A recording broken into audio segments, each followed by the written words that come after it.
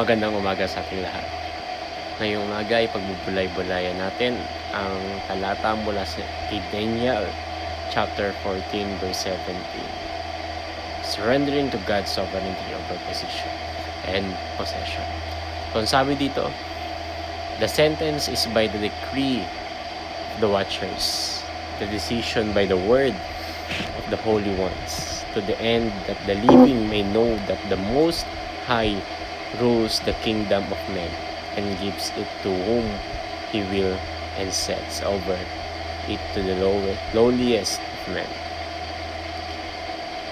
Daniel chapter 4 verse 17 offers profound insight into God's sovereignty over human position and possession.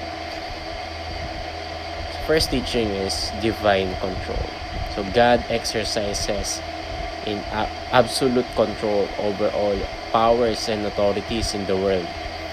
Every position of influence and every possession of wealth ultimately derives from His sovereign decree.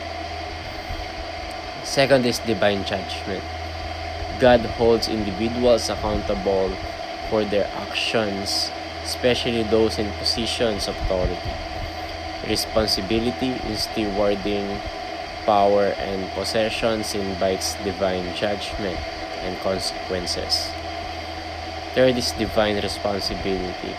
So as believers, we are called to speak truth to power regardless of our own position or status.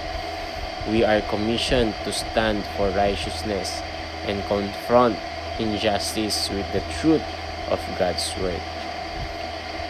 So to apply the teachings in Daniel chapter 4 verse 17 in our lives, first we need to acknowledge God's sovereignty.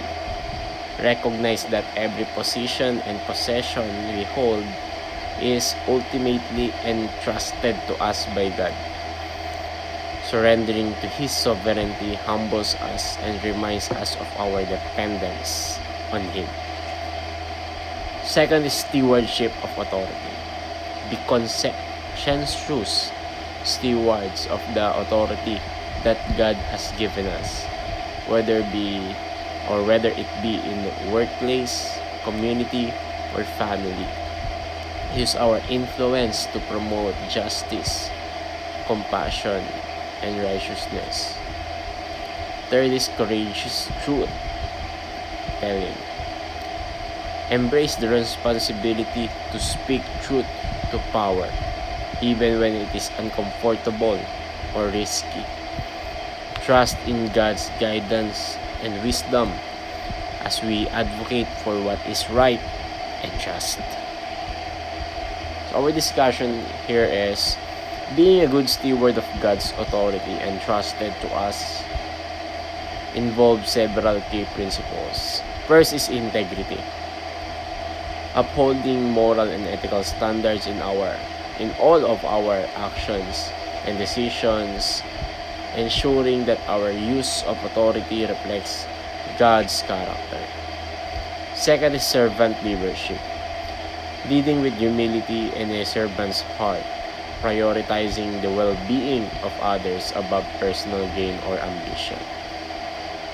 Third is accountability, recognizing that our authority is ultimately answerable to God and being willing to accept feedback, correction, and accountability from others.